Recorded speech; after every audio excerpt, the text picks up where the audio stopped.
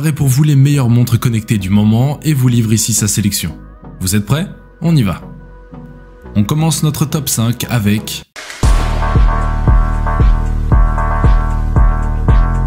Fitbit Versa 3. Fitbit fait partie des leaders dans le petit monde du bracelet connecté. C'est un modèle qui se situe entre le bracelet et la montre connectée, ce qui semble plaire aux utilisateurs. Les Versa 1 et 2 étaient déjà assez complètes, mais la Versa 3 ajoute de plus belles finitions et surtout un GPS qui décuple ses possibilités. C'est sans aucun doute la montre connectée qui se rapproche le plus de l'Apple Watch. La qualité de fabrication est superbe, l'écran AMOLED est très beau et l'interface est plutôt intuitive. Il y a toutes les fonctionnalités nécessaires à la pratique du sport, dont un GPS intégré et des fonctions sympas comme la compatibilité avec Alexa ou l'assistant Google. C'est une super montre connectée.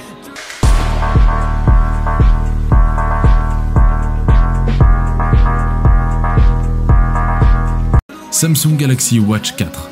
Nous aimerions pouvoir dire que la nouvelle Samsung Galaxy Watch 4 offre l'expérience ultime d'une montre Android.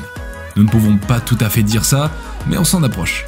Après avoir porté la toute dernière montre de Samsung pendant 2 semaines, nous l'avons appréciée davantage au fil du temps. C'est la première à exécuter un tout nouveau Google Wear OS, co-conçu par Samsung et Google.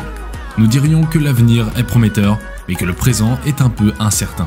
Samsung fabrique d'excellentes montres.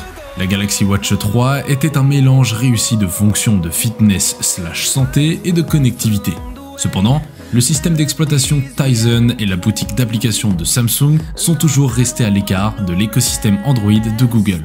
La Galaxy Watch 4 a en grande partie le même design et les mêmes caractéristiques que la montre de l'année dernière, mais avec plus de technologies liées à la santé. Son système d'exploitation reste néanmoins la grande nouveauté.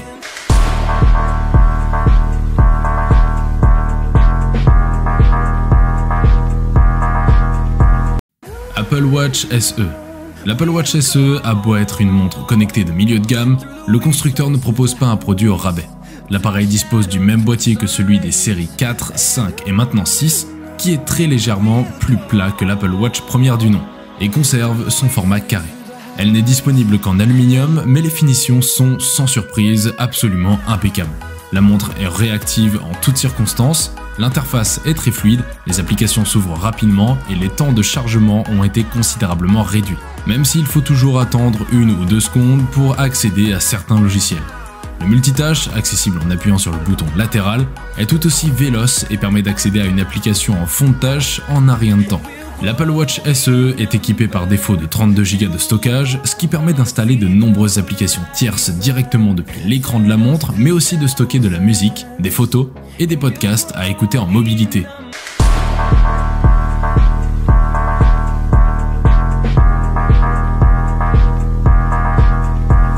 Apple Watch Series 7. L'Apple Watch Series 7 est arrivée et, pour une fois, elle n'ajoute pas de capteurs de santé en tout genre ou de nouvelles fonctions incroyables. Elle se contente de se repenser en plus grande. Un changement visuel pas si anodin que cela qui entraîne des améliorations fonctionnelles bien plus grandes qu'on ne le croit. Car la Watch Series 7 embarque désormais un boîtier estampillé 41 mm sur notre modèle test contre 40 mm précédemment. 45 mm contre 44 mm pour le plus grand boîtier.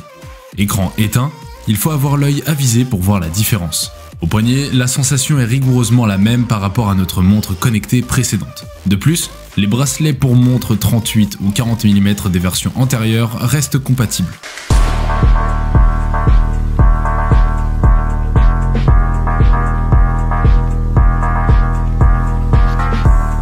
Huawei Watch GT3. La Watch GT3, descendante des Watch 3 et Watch 3 Pro sortis l'été dernier, n'a presque rien à envier à ses grandes sœurs beaucoup plus coûteuses. La dernière montre connectée de Huawei en reprend tous les codes. Ses airs de vraie montre qui en imposent, une couronne horlogère rotative et capacitive, un cadran rond personnalisable et un très beau niveau de finition. Elle s'inscrit ainsi avec cohérence dans la lignée des Watch GT dont on pensait que Huawei les avait mises au rencard. La Watch GT2 est morte, vive la Watch GT3. La gamme des montres connectées gravitant autour des 200 € n'est pas très fournie. Résultat, les concurrents de la Huawei Watch GT3 ne se bousculent pas. Il y a l'élégante Amazfit Zepp E Circle à 220 € qui a pour elle de tourner avec l'OS de Google et donc d'être compatible avec de nombreuses applications pas encore disponibles sur l'App Gallery de Huawei. Spotify et Deezer notamment, mais qui n'embarquent pas de GPS.